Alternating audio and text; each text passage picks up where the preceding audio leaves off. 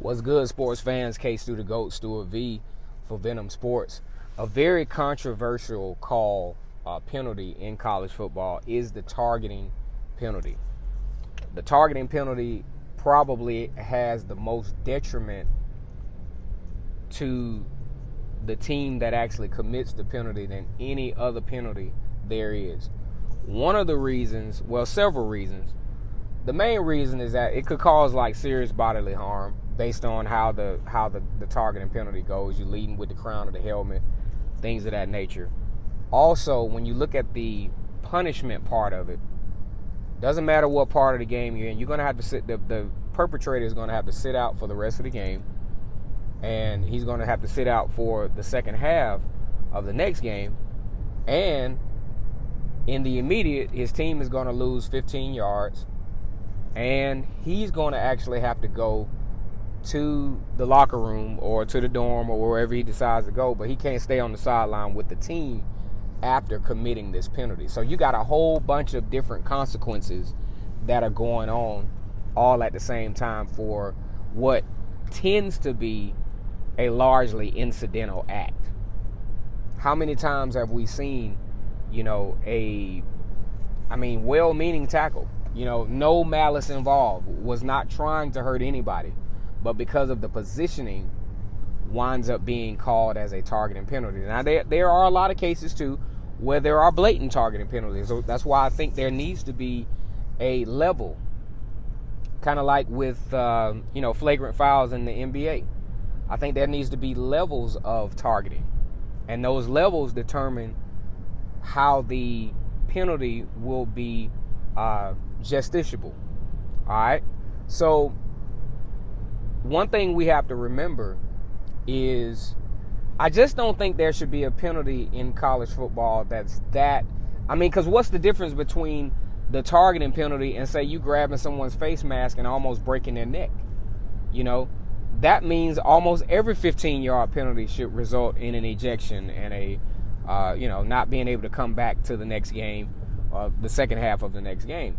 So I really think over the offseason, I think the main penalty that they need to really, really think about and really, really come up with some more concrete punishment that justifies the act is the targeting penalty.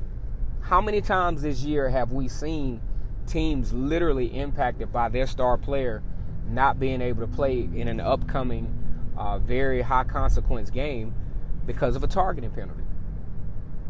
Something that probably could have, just got a 15-yard penalty and, you sit out for the rest of the quarter. Versus now you sit out the rest of that game and now you got to sit out the second half of the following game. And what else does that lead to? I know this doesn't have anything to do with the dangerousness of the penalty, but you have coaching staffs also that now have to game plan around this player's absence because of a targeting penalty that was probably incidental. I didn't mean to do it. It's like face masks. Most of these penalties happen during high emotion periods of the game. Yes, of course you should control yourself. The coaching staff needs to continue to coach emotional intelligence on the field to where you don't let the moment get too big for you. But football is a very physical sport. And it's a very just on contact sport to where sometimes you just can't control it. But now if we know as human beings, we know when somebody is blatantly trying to hurt somebody. And yes, we want to keep the game as safe as possible. I'm not saying that the penalty should not be in place. I just think the punishment, I just don't get the harshness of the punishment. The having to leave the sideline, the missing the next game, things like that. I'm looking at it like this. I was talking to one of my colleagues in this thing, and maybe a loss of downs that could be detrimental, loss of a timeout or something that will be more in-game impactful. I don't think that a penalty that happens in this game should impact the next game. That's just all there is to it.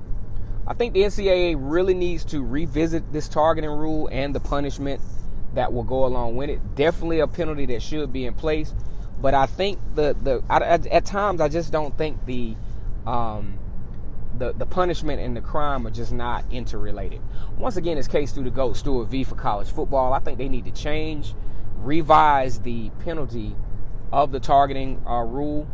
You all have a good one. Like, comment, and subscribe. If you got a topic you want to talk about, you can email me at kennardvstewart@gmail.com.